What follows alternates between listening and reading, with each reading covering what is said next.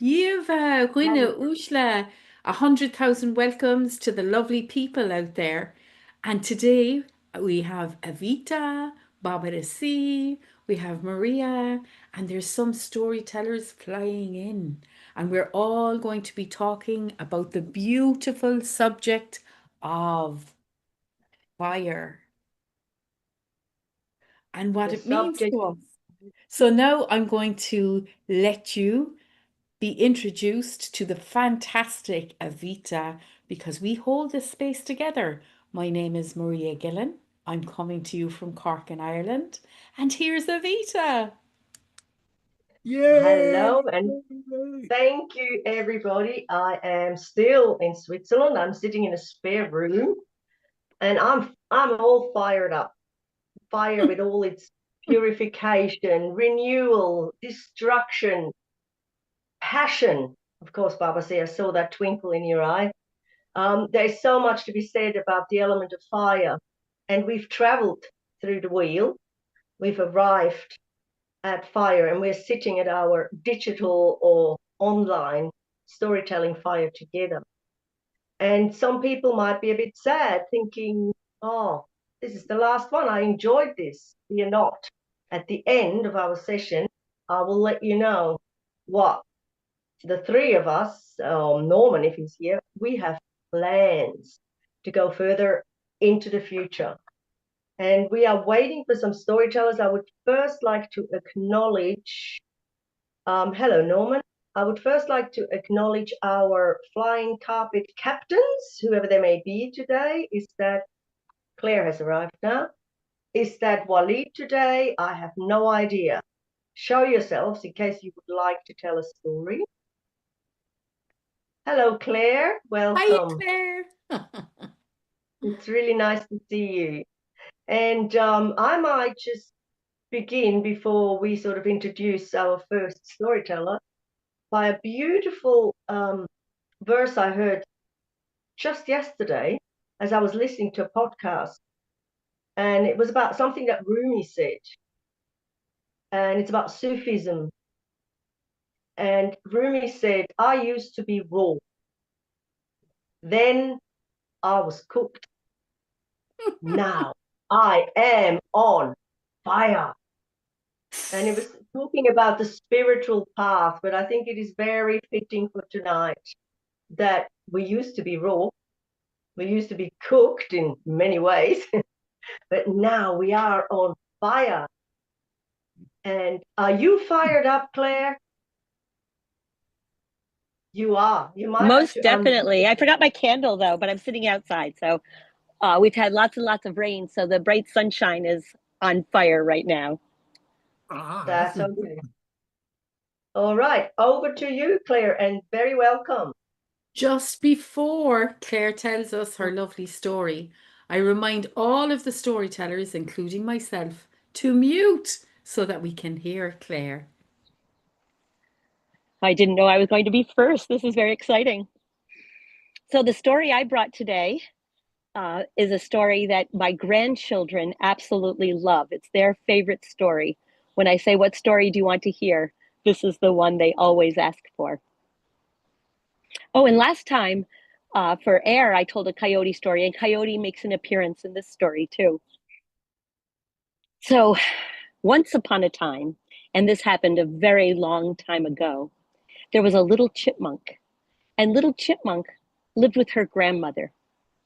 And every day, little chipmunk and her grandmother would go out into the forest and they would gather berries and they would gather seeds and acorns, all the lovely things that little chipmunk and her grandmother loved to eat. And this is how they subsisted. Well, one day, little chipmunk said, Grandmother, let's go. It's time. We have to go back to the forest to get something to eat. I'm getting very hungry. But grandmother was still in her bed, her covers pulled up to her chin. She didn't look good. And she said, Oh, little chipmunk, today you're going to have to go out into the forest by yourself because I just don't feel well enough. And little chipmunk, who had never gone out into the forest by herself, was a little scared, but she was also very hungry. And she knew that grandmother needed something to eat too.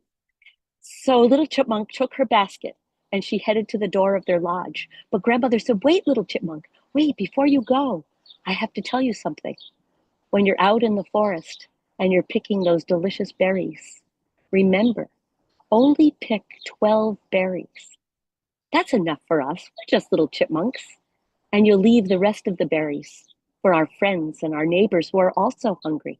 And Little Chipmunk said, "Oh, yes, Grandmother, I will remember. Only pick 12 berries." And she grabbed her basket and she headed to the door when Grandmother said, "Wait, stop, Little Chipmunk. I'm not finished. Don't eat the berries when you're out there in the forest. You should bring them home, and together we'll thank the Creator who has given us all these wonderful things. And then we will eat the berries." And Little Chipmunk said, "Okay, Grandmother, I'll remember. Only pick 12 berries and don't eat them in the forest. Bring them home so we can thank the Creator together." And Grandmother said, "Yes." And Little Chipmunk grabbed her basket and headed to the door. And Grandmother said, "Wait, I have more to tell you." What else could she possibly say? "Well," she said, "please, Little Chipmunk, come home before dark because the Owl sisters are hunting and they love to eat the little ones." Well, Little Chipmunk picked up her basket and she didn't run to the door. She walked very slowly to the door and she said goodbye to her grandmother and promised that she would remember to only pick 12 berries. She would remember to bring them home so they could thank the Creator together. And she would be sure to be home before dark because the Owl sisters are hunting. And off she went to the forest. And she found the place where the berries, they were beautiful, plump red raspberries that were growing.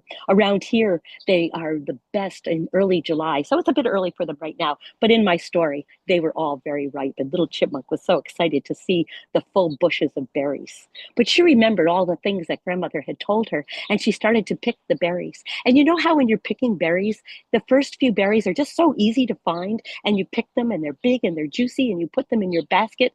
But then after you've picked 3 or 4, all of a sudden the berries seem to be buried in there in the bushes, and the thorns get sharper, and sometimes they get a little higher up there on the bush and they're much harder to pick.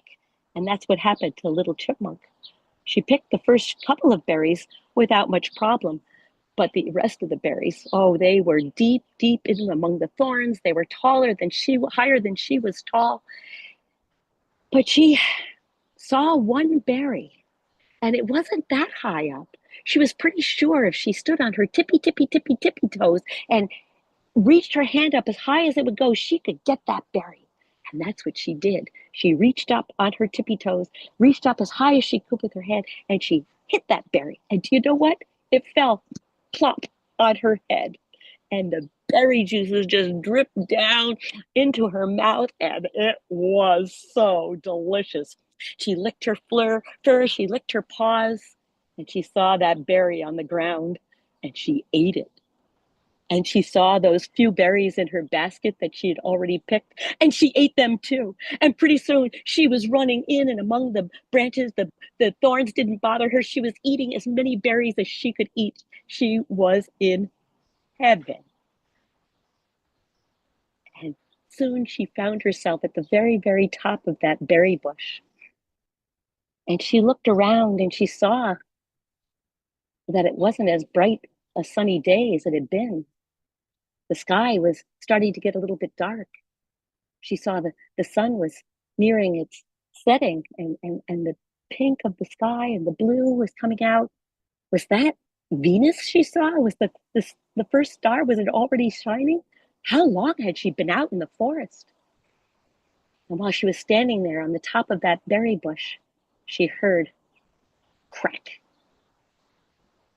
And slowly she turned around, and sure enough, there she was, the eldest of all the Owl sisters, standing there staring at Little Chipmunk with her hungry eyes.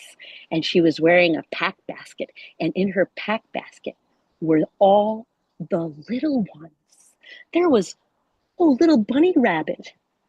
There was little lizard, little mouse, All Little Chipmunk's little friends were in that pack basket, and Little Chipmunk did not want to be in that basket. And the Owl sister said, "Little Chipmunk, what are you doing out here so late? Don't you know it's dangerous out here?" Little Chipmunk could only nod her head. "Little Chipmunk, your mother sent me to find you and bring you home." "Oh," said Little Chipmunk to herself, "my mother? My mother's been dead such a long time. I don't remember my mother very well." So she knew that the Owl sister was lying to her. She didn't go with the Owl sister. Owl sister saw her mistake and she started thinking, and then she said, "Little Chipmunk, I mean your grandfather. Your grandfather sent me to find you. You better come with me."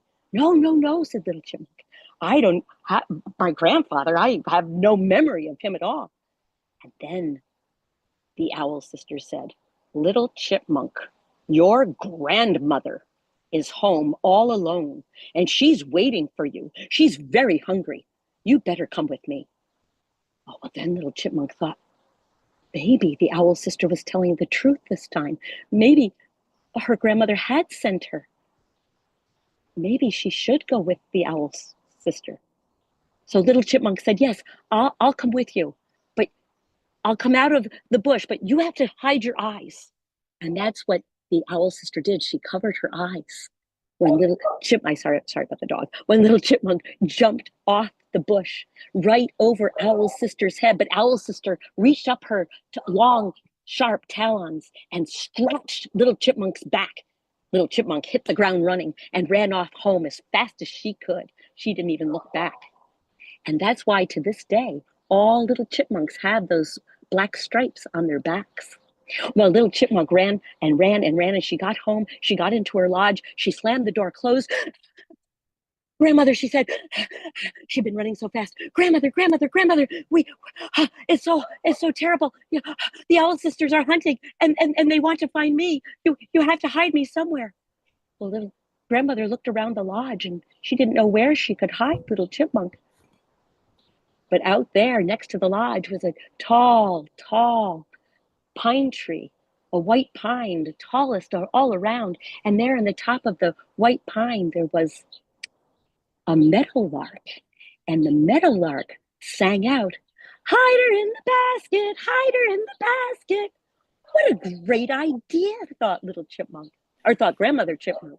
So she had Little Chipmunk get into the basket and she put the lid on.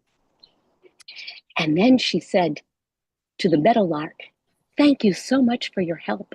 And she took from around her neck the pearl necklace that she always wore, and she threw it up in the air, and the meadowlark caught it around her neck. And that's why, to this day, meadowlarks wear a beautiful pearl necklace. Well, Grandmother sat down on the basket to hide Little Chipmunk, and she did it not a moment too soon because the Owl sister came to the door, and she barged into the lodge and she said, "Where is she? Where is that Little Chipmunk?" And Grandmother said, "I don't know. I don't know where she is. She hasn't come home. I'm getting worried about her." And then out there in the top of that tall white pine, the meadowlark sang out, "She's hiding in the basket. She's hiding in the basket." And sure enough, that's where she was. Well, the Owl sister pushed Grandmother rudely aside and grabbed Little Chipmunk and threw her into the basket with the other little ones.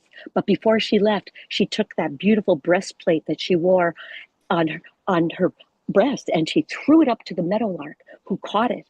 And that is why to this day, along with her pearl necklace, the meadowlark always wears that beautiful breastplate. Well, off she went into the forest with that basket filled with little ones, including now Little Chipmunk. Meanwhile, on another path in the forest came a friend that Grandmother had called. When the Owl sister had left, Grandmother, who was very worried about Little Chipmunk, had called out to her friend. She called out, "Coyote, coyote, Come and help the little ones, Coyote. Well, as I said, Coyote was out walking on another path and met up with the oldest owl sister and her pack basket. And Coyote said to the owl sister, "Where are you going with that basket filled with little ones? Are you going to meet your sisters? Are you planning on having a feast?" And that's exactly what the eldest owl sister planned to do. She said, oh yes, when I find my sisters, we're going to build a big fire and we're going to cook these little ones. Oh, said Coyote, that's a great idea. But why wait to find your sisters? Why don't the two of us have a fire? Why don't the two of us roast these little ones? And that's what they did. The eldest owl sister took the pack basket off her back, but she said to those little ones, "Don't you go anywhere. I will find you and I will capture you." And then she and Coyote prepared the fire. They sent the little ones off to find some firewood and gather sticks and bring them to the fire. And they lit the fire and it started to burn. And the eldest owl sister said, hey, now, let's roast the little ones. "No, it's not time yet," said Coyote. "We want those embers to be hot. We want that fire to burn hot and then to burn down so there's hot embers to cook those little ones. And we need roasting sticks. How can we cook the little ones without roasting sticks?" So once again, they sent the little ones off into the forest to find roasting sticks and bring them back to the fire.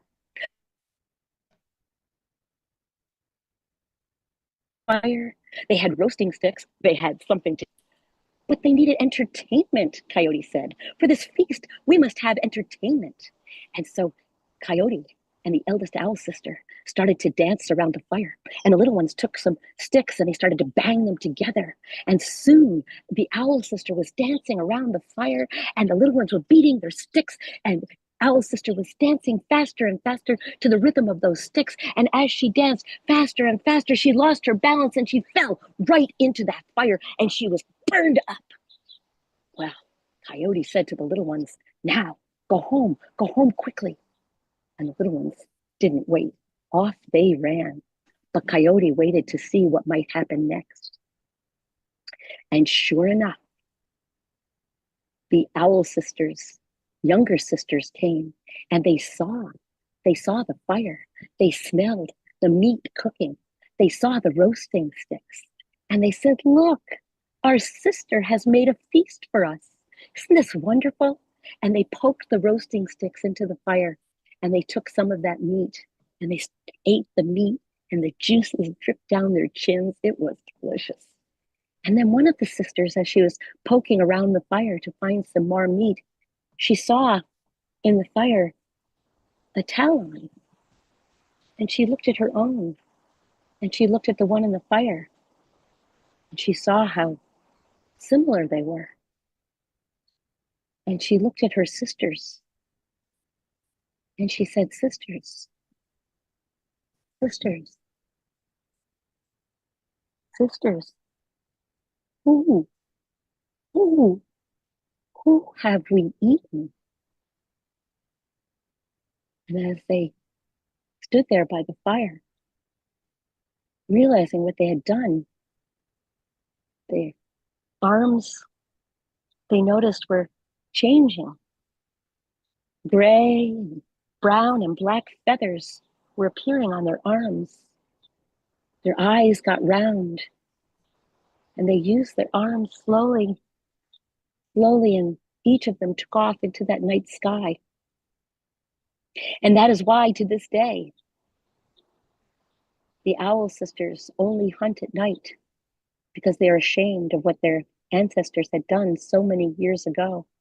And that's why, to this day, the little ones know to go home when the sun goes down, because the owl sisters are hunting. Yay! That was lovely, Claire. Thank you so Thank you. much for I your lovely apologize for story. all the noises in my yard. It's usually Yeah. quite quiet here. The After animals hearing were that joining in. story, I will never be the same. Oh no, no, Baba to see, Baba da, no. Ooh, So Pun away, Baba C, pun away. that's it. So we're moving on because we want to make sure that Waleed gets time to eat. Waleed, you might let me know in the chat if you have a fire story. It would be lovely if you did, and that we had a story from the African nation in Africa, because we will have some from the African nation, but in the USA later in the program. And now I am moving on to Switzerland, where lives a Nazi woman, and she is going to tell us a beautiful story all about fire. My story, sister Evita, Evita, Evita, Evita. Thank you, Maria. Jim, welcome. I am Oh, sorry, I just have to quickly repeat to you, the story came to me after a lot of searching, and things happened after I made the story. This is especially for you to know. So, my dear friends, this is not a story about the Dark Ages, but it surely is a story about dark times. You don't need to be very brave to come along on the journey, but you need to join us with an open heart and open mind. Once, quite recently, there lived a king, a very unhinged king. He lived in a white castle on top of a hill. His castle, his palace was surrounded by a few mansions of his very few but very rich cronies. If the king himself was unhinged, his vizier, he was batshit crazy. The two of them would sit together and discuss and argue and plan and plot for world domination. But what did that mean for the people downtown? Well, let me tell you, friends, poverty, starting from the hovels on the outside of the city, right through the streets that were getting dirtier, to houses that were crumbling, and towers that started to look very bare. Poverty was rising like a wave. Those two were ruthless. But wait, come, come with me, and let's follow a very rich woman on an errand to find a gift for her neighbor merchant, a gift that will bring her favor with him. She went to this store. Ah, but he already had that. She went to that store. Nah, he wouldn't like that. She went to another store. Oh, that store belonged to him. What was she going to find to impress that man? She was about to give up when out of the corner of her eye she saw the run-down marketplace, and in the corner there were two children dressed in rags. And there they had an upturned crate from which they were selling candles. She thought, that's intriguing, and she went a bit closer, and she saw those candles were white. But that's about the only thing that made them recognizable. They were crooked and knobbly. They didn't look like real candles. Ha! She thought to herself. That is a rather rare thing. If I get a bejeweled candle holder and I give that to the merchant, he might take favor in it because it's quite different. So she went up to those children and she said, how much for these ugly candles? The children looked up into her eyes and solemnly said, 1 candle, 1 coin. The woman thought, 1 coin? She scoffed. The children looked at her. 1 person, 1 candle, 1 coin, because they are magical. Oh dear, magical, you say. Now, this woman was used to thinking quickly on her feet. She thought that might actually be quite a good idea. So she said, oh, children, please let me have 2. The children insisted, 1 candle, 1 person, 1 coin. Oh, dear children, she said, you see, I have a sister, and she's an invalid. She can't walk, so surely she could have some magic in her. Children looked at each other. Then they nodded in agreement. All right, 2 coins. She threw the 2 coins at the children with disgust and grabbed 2 of the candles. The children went, wait, but the woman had gone. She went home. She really was curious now. She went to her room, she closed her blinds, she took a match, she took a candle, she struck the match and she put it to the candle and nothing happened. Oh, that one's a dud. She took the other one. The same thing.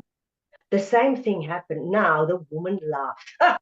But she didn't laugh with joy. She laughed because she was not happy. She'd been had by two ragamuffins. She grabbed those two candles and rushed back to that marketplace, hoping they'd still be there. My friends, they were. The woman rushed up to them. She threw the candles onto that crate and she scolded them.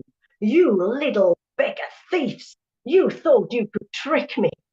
These candles don't work.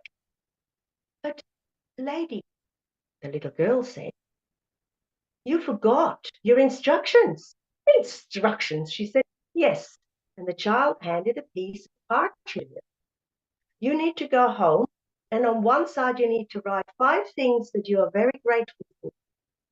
And on the other side, 5 things you are really, really sorry for. That will make the magic work. She thought, but she grabbed her 2 candles. Oh, changed my mind. Give me 2 other ones in case these are duds. She took those candles. She went home. She went into her room. She poised her quill. This is going to be easy. 5 things I'm grateful for. Oh, oh yeah, I'm very, very rich. I'm wealthy. I'm grateful for that. And she wrote that down. 2, well, I'm very beautiful. She's well endowed and a very lush hair. I'm sure it's okay to be grateful for one's looks. Oh, this is not as easy as I thought. Those children, they had a plan, didn't they? Children. Oh, yes, I have 2 children, the spitting image of me. I'm actually grateful for them. I love them. And it gave her a kind of warm feeling. She actually felt grateful to be the mother of those 2 children. 4. What else could one be grateful for? My children, my wealth. Then she looked around. She looked outside her window and she saw that the world around her was actually quite beautiful. She had a beautiful house. She looked in the distance, saw the beautiful forests. And she said, well, that's something to be grateful for this beautiful place that I'm living in. And then she took a deep breath. Now she actually felt quite good. She said, I'm healthy. I'm alive. Oh, wow. I'm actually grateful that I'm alive. And she quickly wrote it down, turned over the page, poised her quill. 5 things I'm truly sorry for. Oh, what about the time, that missed opportunity? I'm really sorry I missed. That probably doesn't cut it. Or that car I didn't get. Am I sorry? Somehow she knew that wouldn't cut it. Oh, those children are tricky. Children. Oh, yeah. She had lied to those children, hadn't she, my friends? She didn't have a sister. She had lied. She was sorry for the lie and the many lies she told to get to where she was now. So reluctantly, she wrote down, sorry for having been a liar. Those children. Yeah, children. She thought of her children.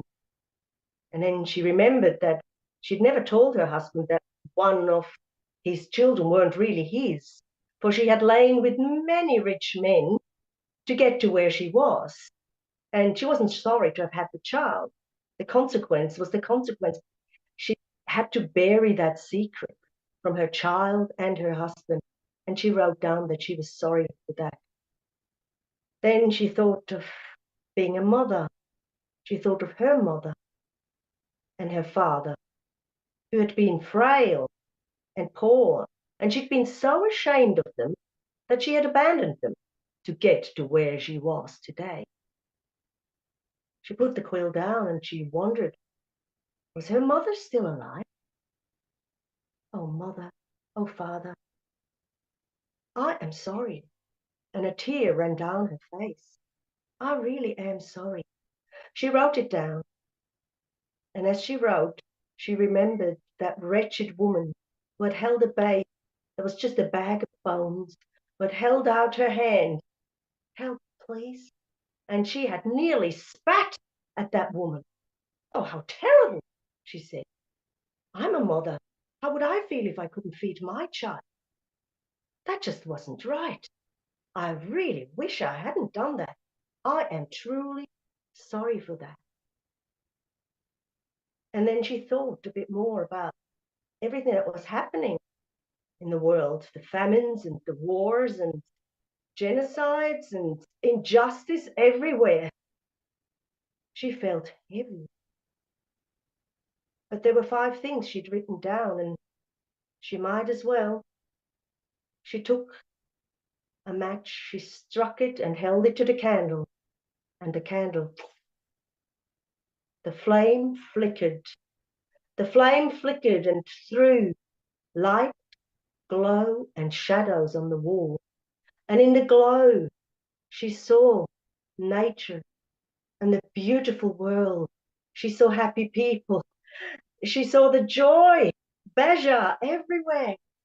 And in the shadows, she saw the opposite, the injustice, the children crying for parents, the parents crying, reaching out for their children, the bombs, the war, the destruction.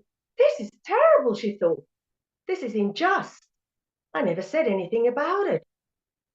I should do something about it, but I'm just one person. What can I do to change this? Then she had an idea. She wrapped the candle with the exquisite candle holder, and she had a plan. The next day she went to the rich merchant's house, to the function he was holding.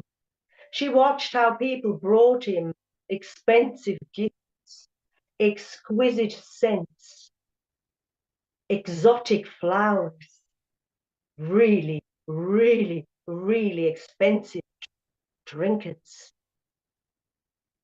And she also saw that the rich merchant nodded, thank you, and immediately passed the present over to one of his servants to be put away in that present room. It was her turn. She handed him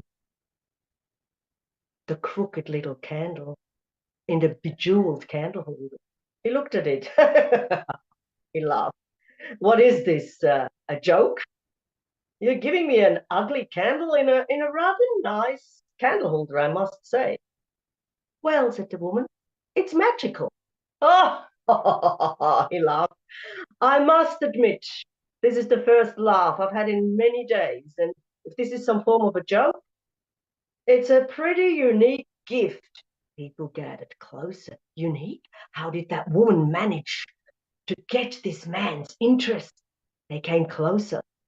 Yeah, it's unique enough. What was your name again? I shall surely not forget about this one. And with that, he handed over the presents to his servant to go into that room where he kept all the presents. Now, as people were milling around, they gathered closer, some of them, to the woman and sort of sided up there and said, so the magic of that candle, does it actually work? Well, it worked for me, the woman said. Oh, really? Where did you get it from? Oh, from 2 beggar children. You know where the downtown market is? If they're still there. Magic! Some people derided her. You've been had, beggar children. They walked away. But the woman saw that some people rather quickly took their leave, and she followed them at a distance. Those people walked down to the marketplace. Those children were there, and they began to sell little crooked candles. One candle, one person, one coin, one parchment. Those children sold 25 candles that morning. They sold 50, 100, 502, 887 candles that day. The next day, 1,002, 5,000, 8,345, 10,000 candles. Now, people who had a candle began to recognize each other in the streets because of the light in their eyes, and they began to talk in whispers. They began to have secret meetings. The two children one day said, "We've sold enough." And that evening they pulled two candles, two perfect candles, two red candles. They were tall and perfect. And the two children made their way to the square in front of the palace. And quite soon, some people came and lit their candles with theirs. The king happened to be looking out the window. "Vizier, come and have a look at this. What's this ridiculous stuff with the flamey thing out there? Go send some guards out to douse those flames. I don't like it. I didn't approve it. I don't know what it's about. I know everything." So the vizier sent some heavies out with water. But as those guards approached more and more people that were coming and lighting their candles, guess what happened? They were mesmerized. They were frozen to the spot, and more people came and gathered until the square was full of tens of thousands of people who had lit their candles. And here they are, singing, "Rise up, O flame, by daylight glowing, show us thy beauty, vision and joy."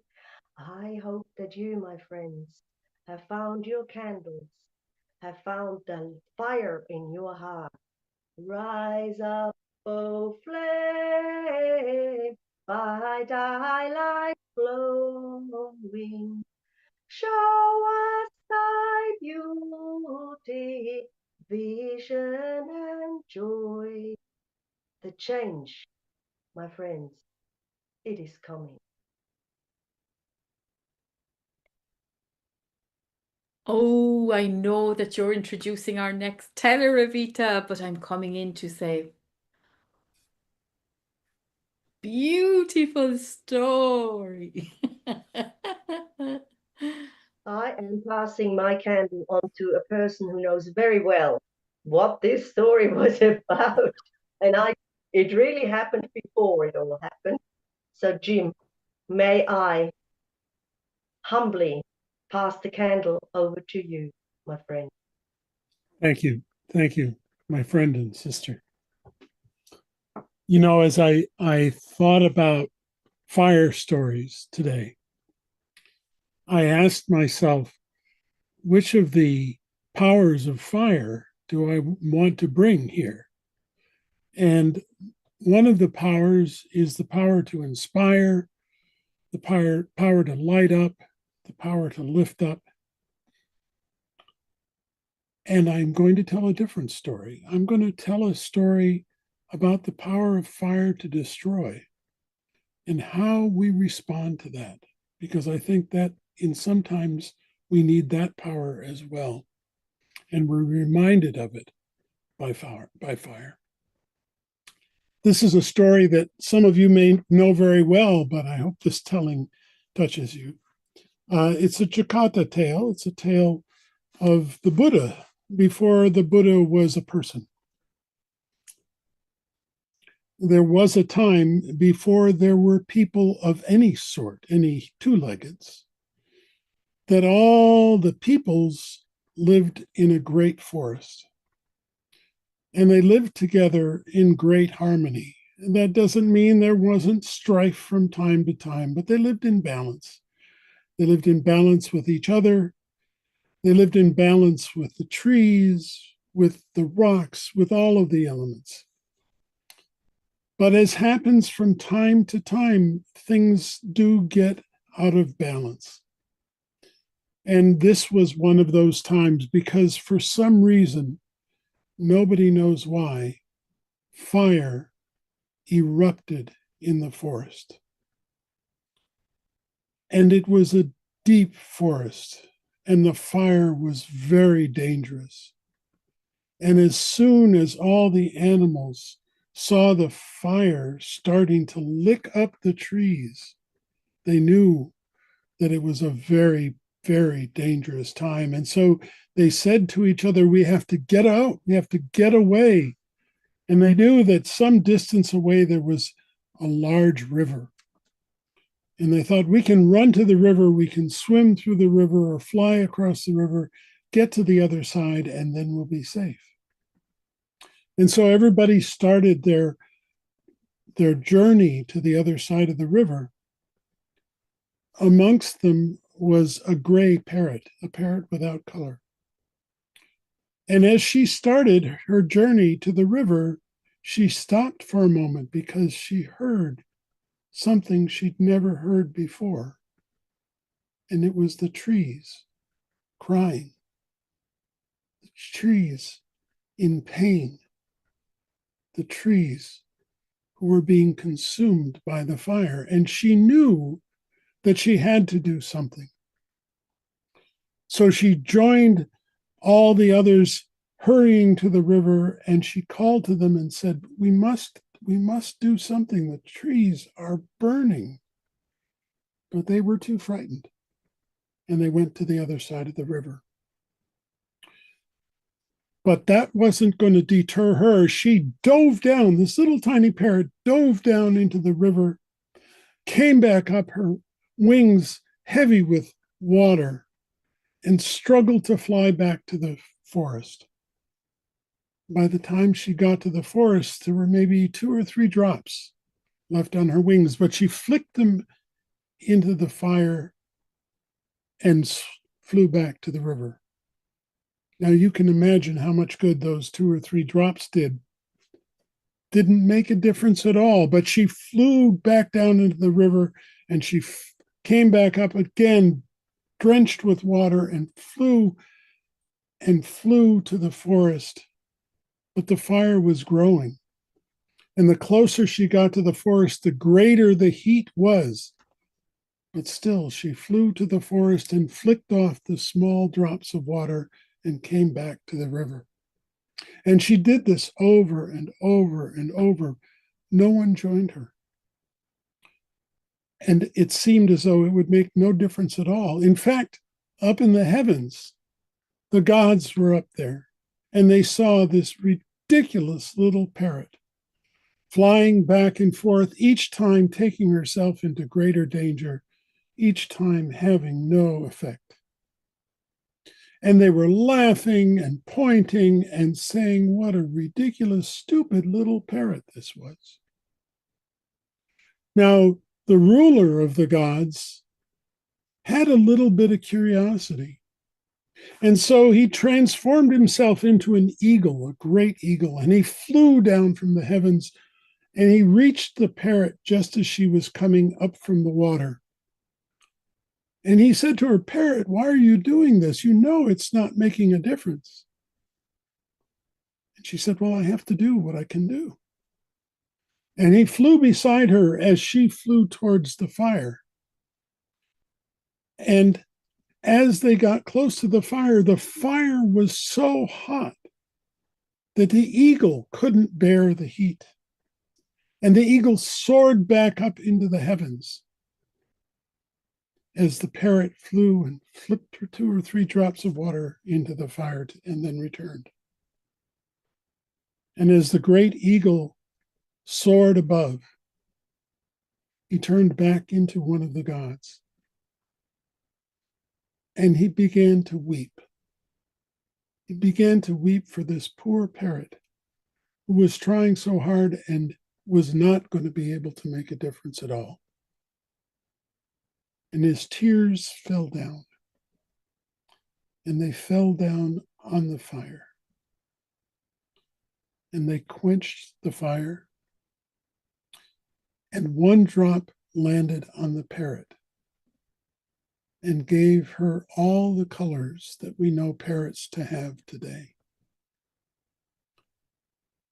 And the people of this story say that another drop of water fell upon Mother Earth.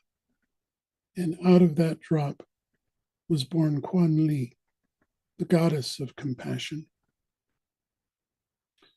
Now, I tell this story as a very different story than the one you might know about the boy who's throwing starfish back into the water. And his line is, you know, it helps for that one starfish.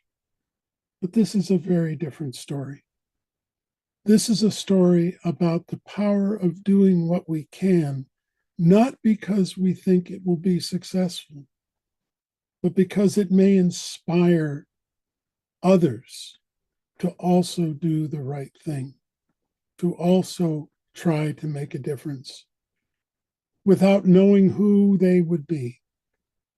And so, in these times when the fire is raging in so many places in this world, instead of despairing, which we are invited to do every day, instead of despairing, let's do what we can, as limited as that might be, and trust that others will notice and they will do the right thing. And sooner, we pray, the fire will be extinguished. Oh, Anna Jas, Jim, and it's lovely to come in at the end of your story and react to that, you know. Mm. And in my own little country, we say when you hold hands, you multiply what you're doing. It's the synergy. So may we hold hands, may we hold those thoughts in our hearts, and may the gods cry sooner rather than later to put this fire out. Amen. Yeah. Oh, that's lovely. Thank you so much.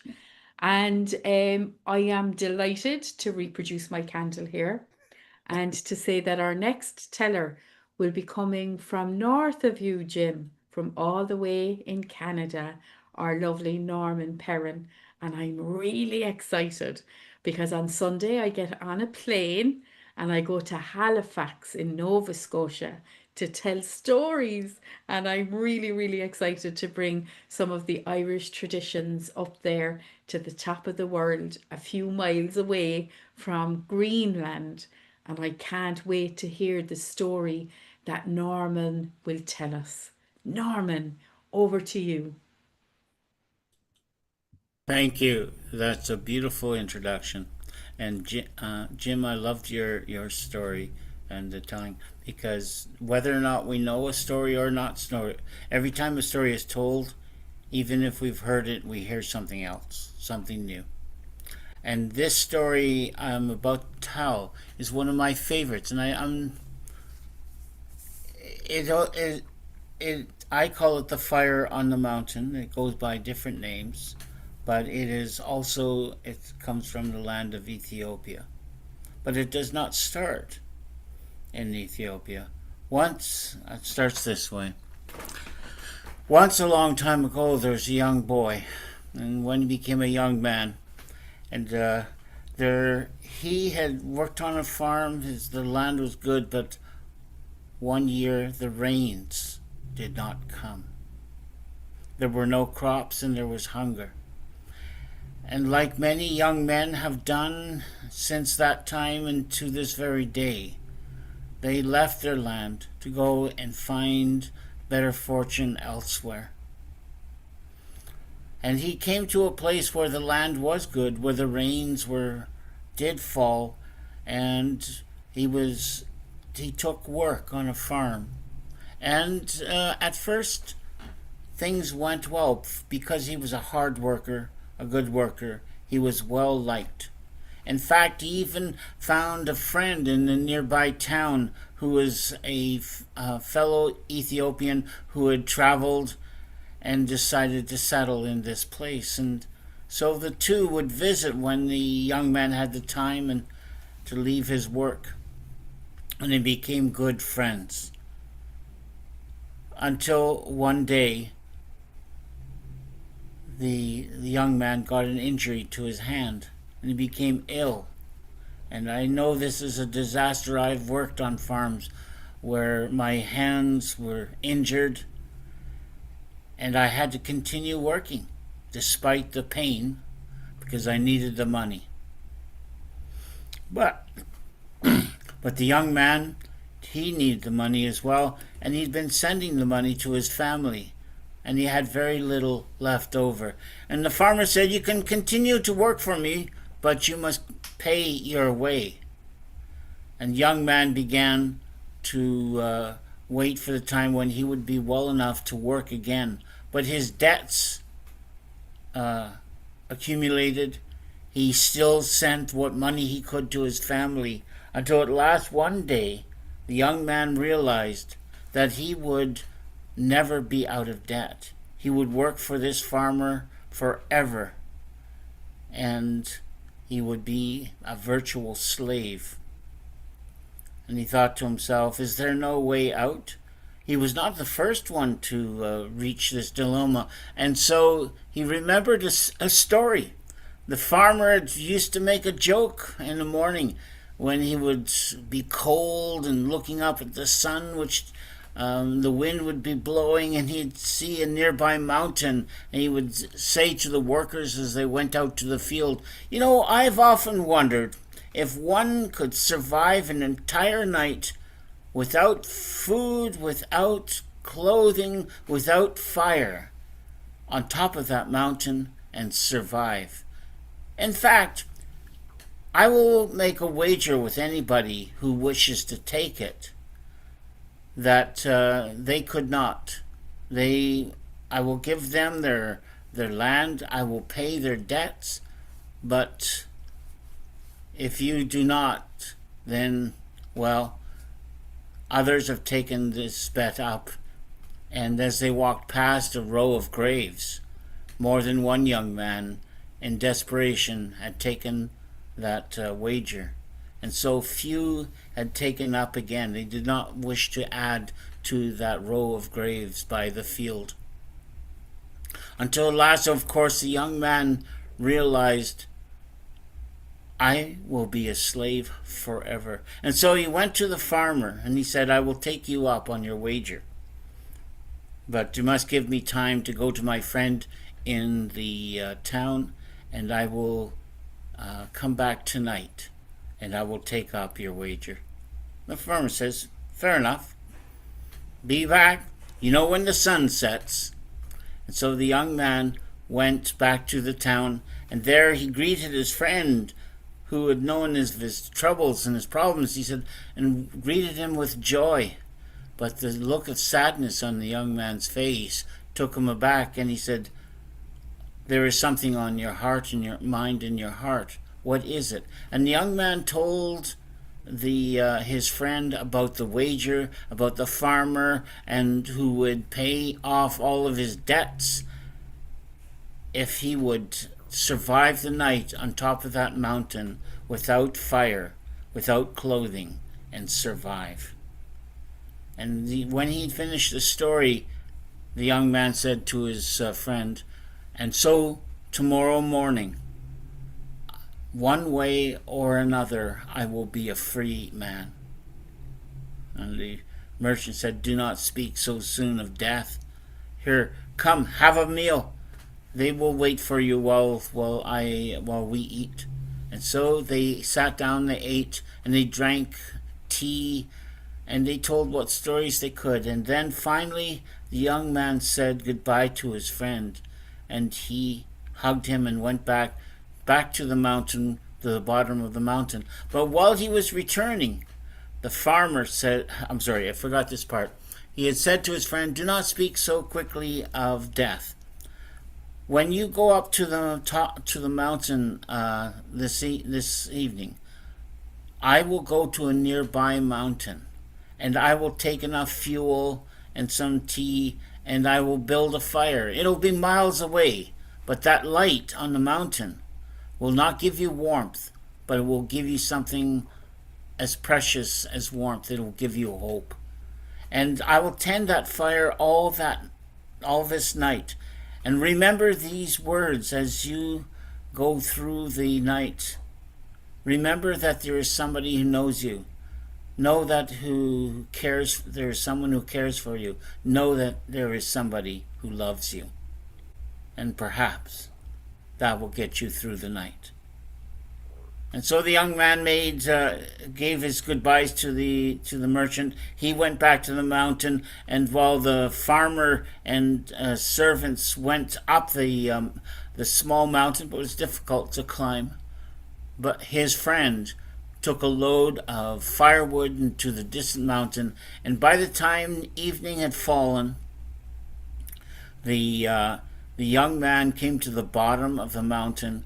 The servants came with him, stripped away his robe, and they left him alone on the top of the mountain, shivering in the cold, cold wind. Young man waited.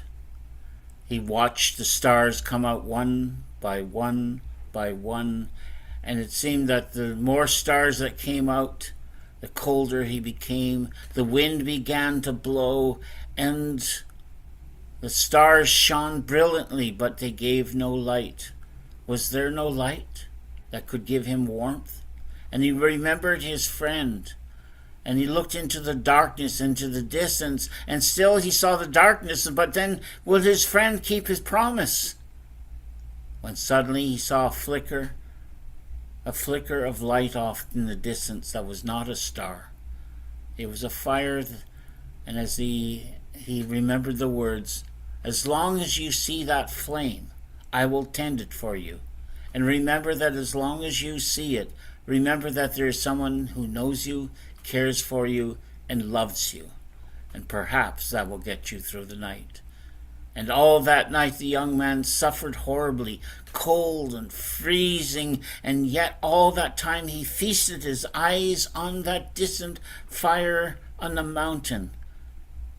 And it seemed as if there would never be another dawn, the sky began to turn blue and dark, and the stars began to disappear one by one, and then over the horizon came the light of the morning sun, shining on his naked body.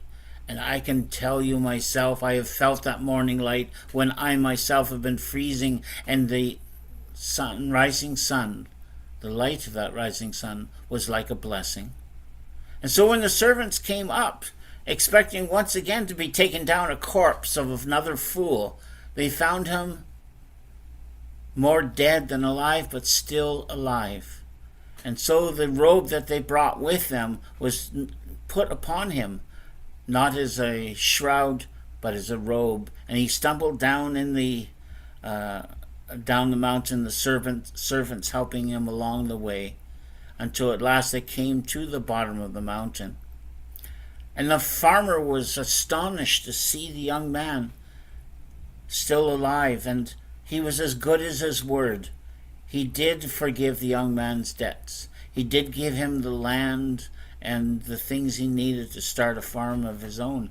And when he had started his own farm, he worked hard, as I said, and he prospered, and his heart was good, and he had many friends, and many came to him and he helped them, because he remembered the time when he too needed help. And so to this day, the fire on the mountain has been a proverb. It's the proverb and the words are remembered and repeated. Remember, as long as that fire burns, know that there's somebody who cares for you, knows you, and loves you. And that will get you through the night.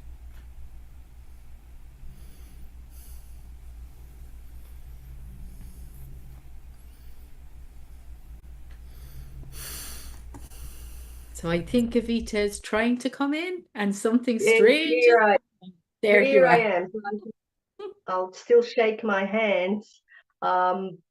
What a gorgeous story. I've heard so many versions of it, Norman. It was really, really lovely. Thank you for sharing that and reminding us of the help we have received, the fires that have burned for us.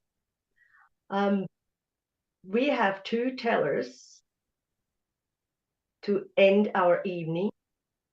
Baba goes first. Baba C, the famous, the one, the only, the Baba, the Baba, the Baba, the Baba, the Baba, the Baba, the Baba, the Baba, C. Now let's see what he's got for us. You on fire, boy? I see what you You did are there. my best friend. Say again. You were so Are you loud. on fire, my man? Yes. I'm on Cool. fire with creativity, forgiveness, and curiosity. My story about fire involves friendship, kinship, and the bringing together of people who are not of the same ilk. But I told that ahead of the story, didn't I? This is a story that took place before the second people were born, the second people being human. The first people were animals,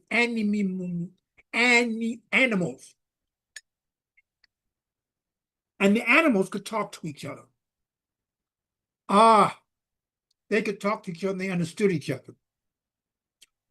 But this is a story about a gazelle who was in the Serengeti.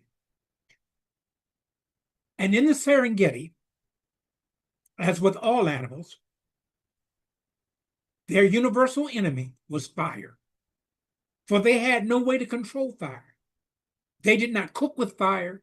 They did not get warm with fire. So fire was viewed as not a good thing. And alas, after an intense storm, lightning struck a tree and fire began to spread throughout the Serengeti. And the gazelle found itself cut off from its herd and did not know what to do. Now, the gazelle is very, very, very, very fast, but she could not see above the fire. And up in a tree was a relative of Anansi. But we're just going to call this spider Anansi. It's simpler that way.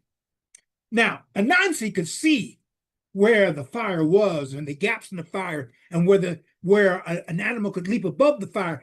But even though a spider can be bigger than Baba the Sea's hand, it is still small compared to the other animals. And the gazelle happened to be huddling under the tree where Anansi was laying, and the gazelle was going, I don't know what to do, I don't know what to do, I don't know what to do. And Anansi said, calm down, calm down. By the way, the worst thing you can tell a person who's excited is calm down. He says, I will help you. And the gazelle went, what? Huh? Who said that? It's me. Who is me? Look up in the tree. And the gazelle looked up in the tree, and there was Anansi. Anansi spun a little web on top of the gazelle's head and said, if we work together, we can go beyond the fire, reach the river, and cross to safety. And the gazelle said, ah, you are fast. You are what they call fleet of foot, or foot of fleet. Not to be confused with the fleet of ships, but that's another story. I will sit up here perched upon your head, and I will look, and you must follow my directions, and we can beat the fire. And so the gazelle began to gallop. Do gazelles gallop? But the gazelle began to gallop, began to run very, very, very fast. Would have put a cheetah to shame. And the gazelle was traveling, but the gazelle could not see above the fire. And Anansi said, turn left. And the gazelle turned left. And Anansi said, leap now. And the gazelle leaped over the wall of fire. And the spider said, turn right, turn left, turn right, go straight ahead, leap. And this is what they did. Turning left, turning right, leaping, leaping, turning right, turning left, leaping, leaping. Until finally they reached the river's edge and began to cross the river to the other side where the fire could not come. Woo! Catching her breath. Woo! Catching his breath. And Spider talked to the gazelle and said, even though you're not of my family, we are kindred relatives of the forest, and we must look out after each other. Your gift is speed. My gift was I could see above the fire, but working together, we were able to save each other. And this story resonates with me because today we live in such questionable times. Today we live in times where it seems that a small group of people are bent on separating and dividing people. But we must remember, we may not be related by blood or culture. We may not be related by a common faith, but we are related by life. We are related. It is said it takes a village to raise a child, but first it takes a village to be a village. And we must come together without differences. We as a people must be as stone soup. But that's another story. Asante. Oh, thank you so much, Baba. You always Woo. deliver beautiful stories, and I can Thank see the you. gazelle. Yeah, thank you so much. Oh, and Now, before we proceed to our last storyteller, I want to wish everybody an early June, happy Juneteenth. Juneteenth was a year and a half after the Civil War when federal troops went into parts of Tennessee and Texas, I believe, to let the slaves know they were no longer slaves. And it's something that many of people of my culture celebrate in lieu of July 4th. Although on July 4th, if you invite me to eat, I will go. But yes, Juneteenth is usually, I think, the 14th of June.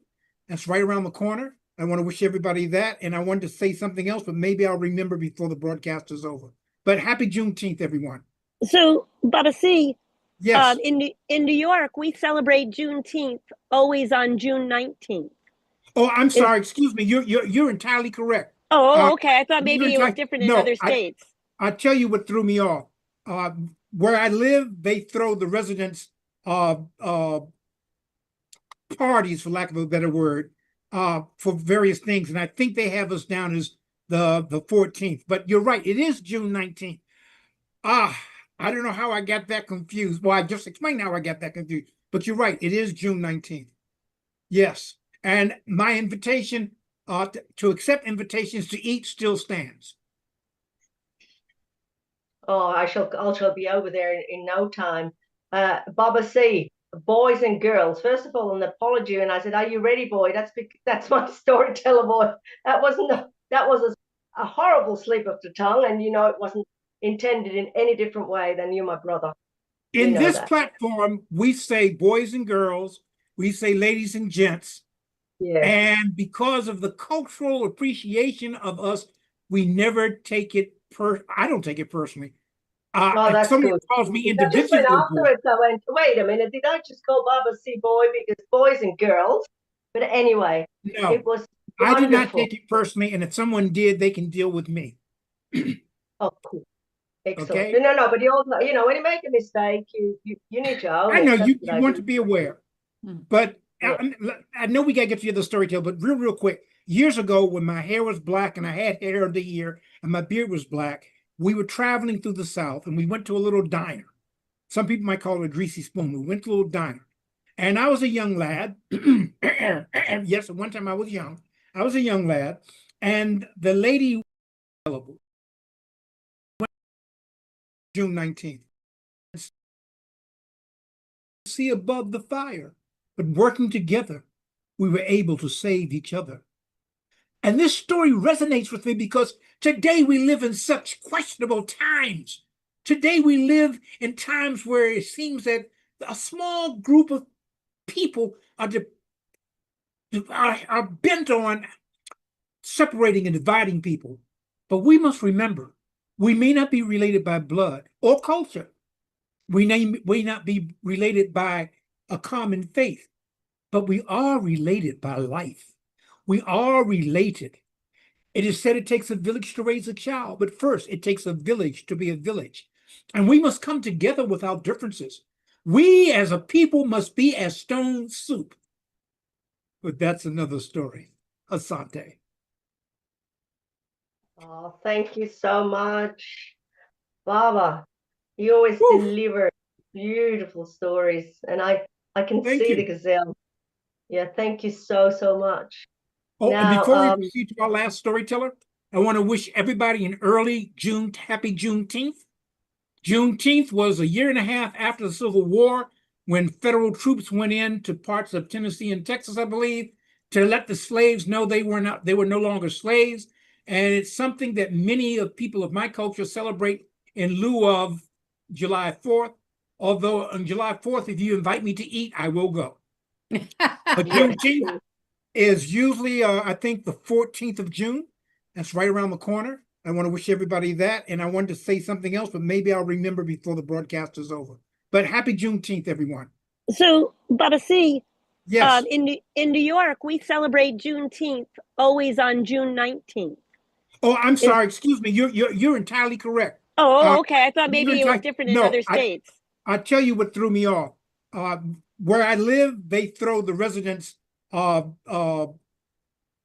parties, for lack of a better word, for various things, and I think they have us down as the 14th. But you're right; it is June 19th. Ah, I don't know how I got that confused. Well, I just explained how I got that confused. But you're right; it is June 19th. Yes, and my invitation to accept invitations to eat still stands. Oh, I shall be over there in no time. Baba C, boys and girls. First of all, an apology, and I said, "Are you ready, boy?" That's my storyteller boy. That was a horrible slip of the tongue, and it wasn't intended in any different way than you, my brother. You In know this that. platform, we say boys and girls, we say ladies and gents, Yes. and because of the cultural appreciation of us, we never take it I don't take it personally. Oh, If that's someone good. calls me I just went individually a boy, afterwards. I went, wait a minute, did I just call Baba C boy because boys and girls? But anyway, it no, was I did not wonderful. take it personally. And if someone did, they can deal with me. Oh, cool. Excellent. Okay. No, but you also, when you make a mistake, you need to own I it. know That's what you I want do. to be aware, Mm. but Yeah. I know we got to get to the other story tale, but real quick. Years ago, when my hair was black and I had hair of the year and my beard was black, we were traveling through the South and we went to a little diner. Some people might call it a greasy spoon. We went to a little diner. And I was a young lad. Yes, at one time I was young. I was a young lad. And the lady waiting on us came over to a table of black men. And we were on tour through the South. And she said, uh, boys, what will you have? And then she turned a really funny shade. She said, no, no, no, no. I don't mean no, I'm old enough to be your aunt or your grandmother. And I said, ma'am, we understood it was not what you said, it was how you said it. And we took it as a statement of endearment. So even though we know we're grown men, we're boys in your eyes in that you're old enough to be our elder. So we take no offense. And so I take no offense. Oh, that's great because your inner child is so awake, that I Yeah. think I'm your mother. Hey, but anyhow, I like this. So many cultures come together, and this is what makes our storytelling sessions work. And if there's a faux pas, we can talk about it. But I didn't take it in an adverse way. Thank you. So with that, oh, So, I know. Someone ladies let and John know gentlemen, that I will not be available. I think the 28th is a Friday. But the Friday after next, I will not be available. I'll be in New York performing. oh, Hopefully, cool. Excellent. Now, yeah. Baba C, ladies and where in gentlemen, New York? Oh, sorry. Sorry, guys. Can Um, we can we get that in the messages later? Because we need to leave Thank you. Waleed Thank you. eat. And yeah. yeah. Now, ladies and gentlemen, friends, brothers and sisters, boys and girls who are listening out there, this is our last but not least storyteller that is coming to fire us up or cool us down. I don't know what she's got in mind, but it's always a surprise and it's always awesome. Thank you very much, Maria. Come on, baby, Yay. light my fire. It is lovely to be here. And thank you so much always for having me, Evita, and for inviting me to be part of this. So, with my candle lit, which is a huge thing all over the world, when we cannot see the faces of the people that we love, we light a candle and we hold intention. And today I want to say a little tiny pre story to my story. And it's about the spark that was in the heart of a lady. And in her heart, she thought I would love a storytelling cafe where people could meet from all over the world. And the spark became a little flame, and the flame wouldn't go out. And she took the flame and she gave it to her husband, and they held that flame between them. And the World Storytelling Cafe was born.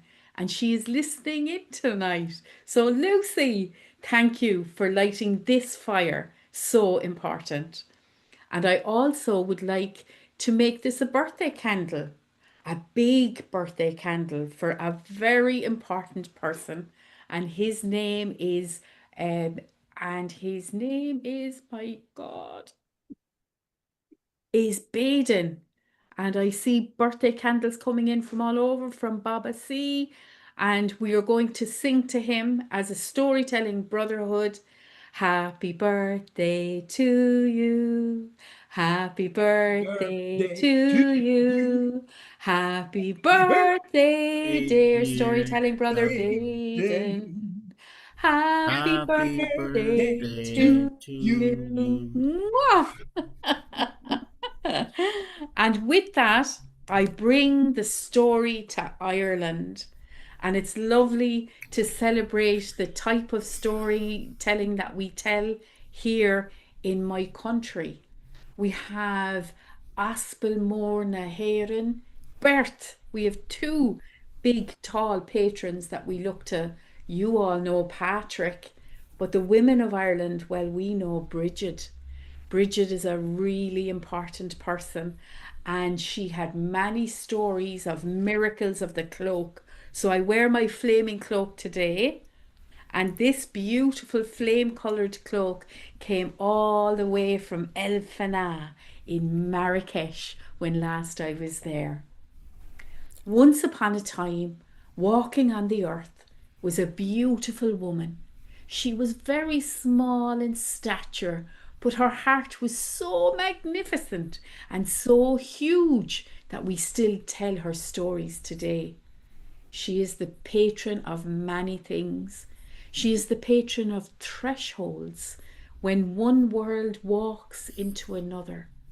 She is the patron of being a good host. Céad míle fáilte, 100,000 welcomes to you. Sure, it came from herself. She is the patron of good beer. That's right. She turned a bath of water into beer because the water could make you sick and the beer could make you well. But more than all of this, she was the mistress of fire. And she made sure that fire was always available to the Fire. cold people of Ireland. So you can imagine our weather. Our weather is not conducive to sitting out with beautiful food. And in the night time when the rain was running, it can be a very tough place to be. But not when Bridget was available. She made a law. You can imagine our country back then. There was no such thing as matches or being able to make a flame just because we wanted to. Oh no, if the fire went out, it meant there was no hot food and there was no warm welcome. So she came to have a place in Kildara, in Kildare, where Rosie O'Donnell comes from. And in this place, just outside of her little house, there was a big wall, and she lit a fire there that is still lit to this day. And when people came, they would be able to go to the tinna and take a piece of straw and light a little bit of a fire for themselves. And even if everybody was in bed, they would have a warm soup or a cup of tea before they slept that night, and they would be able to dry out their cloaca, to be able to dry out their clothes. And this became known as the sacred fire, because when you don't have matches, how do you light a fire? When you don't have a fire lighter, how can you have a warm sup before you lay on the damp ground? And so this became the welcome of all welcomes. And she had sisters and brothers too. And these sisters and brothers were her chosen family. She didn't have sisters or brothers through blood. but she chose them, like all of us storytellers choose one another. We are the clan Scéalta. We are the storytelling family. And I fancy that Bridget had the first storytelling family that ever there was. And so she would ask her sisters, will you keep the fire lit tonight? And they would say, Bridget, of course we will. That's what we have signed up to do. And then she would go to bed happy. And the years passed, and it really annoyed them. But every night that they were on to mind the fire, she'd come up to them and she'd look into their eyes and she'd say, well, well, will you keep my fire lit tonight? And they'd say, Sister Bridget, of course we will keep the fire lighting. You can rely on us.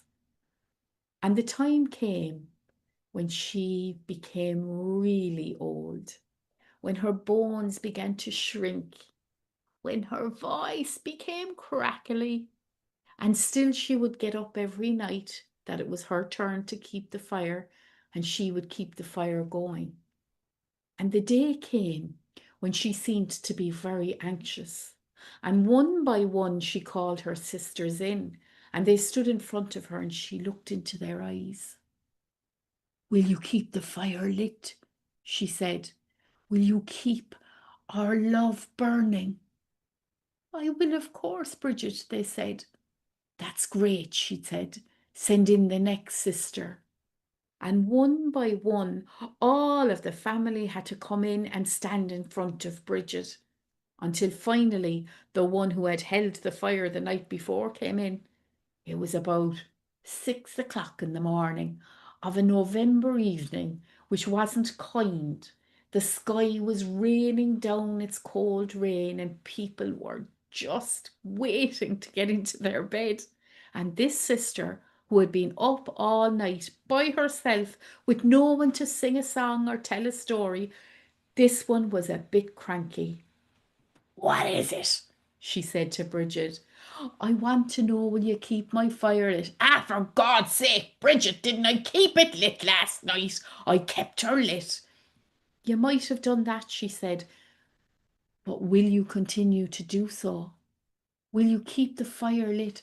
Will you keep the spark red? Will you make sure that this fire goes on? She looked at her then and she knew there'd be no sleep unless she said she would. All right, Bridget, she said, I'll do that. So Bridget said to her, it's my turn tonight. I know that, said the woman, and she could already hear her bed calling for her. But I was wondering, would you keep it lit? Will you stay by the fire tonight? Everything in that woman's body said, no. But she heard herself saying to Bridget, all right, so.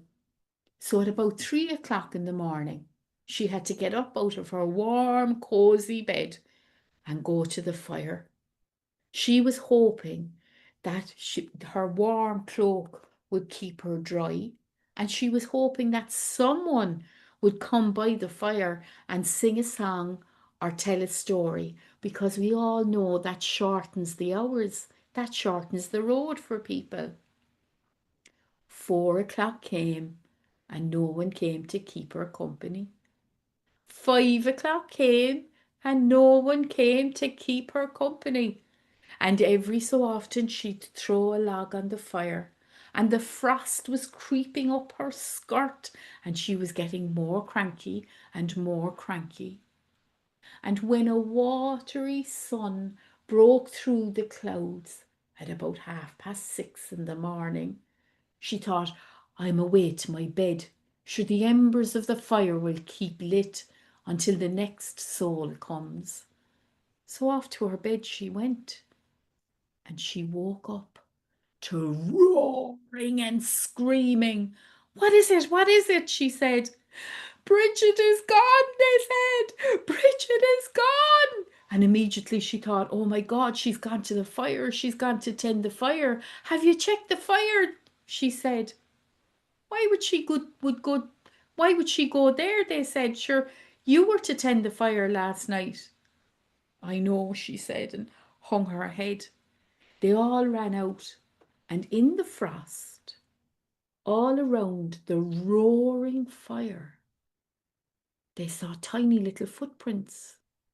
And they wondered were they Bridget's, but they were smaller again than her feet would have been. And this, you must understand, is in the Curragh of Kildare. No flatter land can you find in Ireland.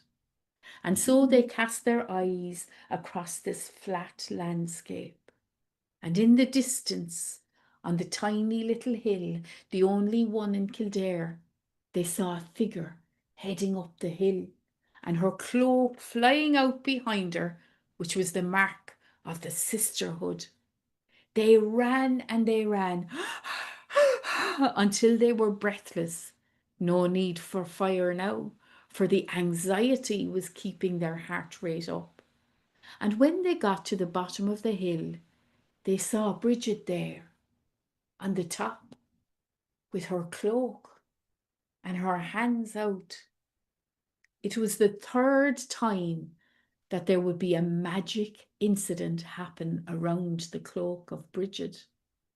She took it off, and all the elegance and all the grace of the one that kept the rules left her as she began to throw the cloak around and round and round her head, and then up into the sky, where it knitted itself to the edge of the white clouds, where the little grey cloak began to spread over Ireland. So where is Bridget's cloak now? Well, if you leave my front door and you go outside and you look to the sky, you will see it there, and it keeps our beautiful weather temperate. For we are on the same line on the map as St. Petersburg in Russia, but often they have snow right up to their knees when the weather here is temperate and calm. Bridget's cloak is in the sky above your head, and it links me to you and you to me. Sin é mo scéal. That is my story. Oh, blessed woman, that was gorgeous. What a way. Thank What you, a thank you. way to take our round to an end. There will be some housekeeping, but I sort of hinted at the beginning that no, we're not sad that we've gone through the wheel of the wind directions and now we're done. We're not, Not done. as the Celts, as the Celts will tell, and the indigenous people of Australia and all over. I went to an elders conference in Australia where Chief Abel Looking Horse came over from America. He traveled to all four wind directions to talk to us about it. And there was ceremony and stories, and the gathering was beautiful. And the one thing that I realized, well, that's what my grandmother used to say. So you acknowledge all the four wind directions, you acknowledge Mother Earth, and then, of course, you always acknowledge your ancestors, the great creator, Father Sky, goddesses, gods, whatever your connection is to the great source and power. And therefore, with a heart on fire and full, I am announcing that we shall have another themed round, at least one more, that will be on that theme, Father Sky or Mother Sky, or whatever you want to call it. So it'd be quite a spiritual one, I'd say. They'll be really lovely. And I've been able to talk to Norman and Baba C last time, and some of us would quite like to continue themed monthly meetings maybe, but we'll put a poll out and see who wants to be part of it, who would like the idea, because we will find a treasure trove of stories that we've forgotten or not found yet that we get to share. And Maria, I know you're a very busy lady, but we can talk later about this. But definitely in 1 month's time, we shall bring the great creator stories. Thank you, everybody, for coming. Thank you, Waleed, and Omar just came back. Michael Cairns. So I'm just reminding Evita that she reminded me that our lovely John Rowe would now say, ladies and gentlemen, boys and girls, don't forget to come back here on Friday when Michael Kearns from Scotland will be telling stories for young ears at 6 p.m. I'll be there if you'll be there, but will you be there though? I'm looking forward to this. It looks like I'm temporarily appointed as host. So I want to thank all of our storytellers. Round of applause. And all the wonderful and beautiful people who gather both here on this platform and on Facebook and other platforms. And I have a theme for August, Baba C's birthday. My birthday is in August as well. When? Oh, the lion. All those 13th. 13th. Mine is on the 4th. My mom's was the 14th. I have a nephew who's on the 3rd, and a favorite uncle who's now an ancestor who was on the 6th. He was also the storyteller before me at the Smithsonian Institute. He was 1976. I was 2012. Yeah, it is the month of the shyest people of the zodiac, the Leos. Yeah, very, very shy. That's a very good idea. Hold on just a moment.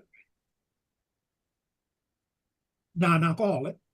That's my story. I'm sticking to it. Please continue to invite friends and neighbors to join us, especially on Fridays. Who's coming in now? Omar Bellaraj. Hello, Omar. Oh, okay. So now I'm co-host again, but we're going to wrap it up. So I want to thank everyone who was flying the magic carpet today, including moi. And once again, a big round of applause to all the wonderful storytellers. For we are family, as they would say. That was Sister Sledge. Yeah. And go forth and enjoy your evening, your afternoon, your morning, whatever you do. Remember, the difference between a good day and a great day is you. And so stories. Be a great day. Yes. All right. All right. Everybody take care. Bye.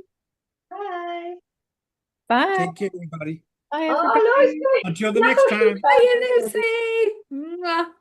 Lucy. All right.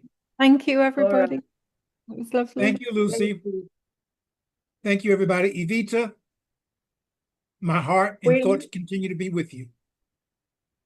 Thank you. Yes, we are just looking at stories and songs, and he's written a really good eulogy himself, which has taken a lot of work out, and it's naughty and it's full on. Those are the best you would ones. have loved my papa. You would have loved my papa.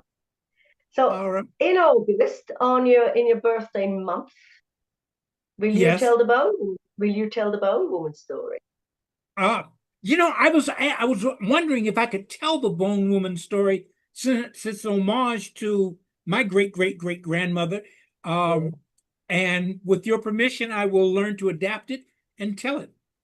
But I have to give you credit because I'm going to tell you that was one of the things that blew my mind at the festival, because you hadn't met me before and you're telling the story and I'm like, do I know her? Did we date? What's going on here? I mean, it was just so right on.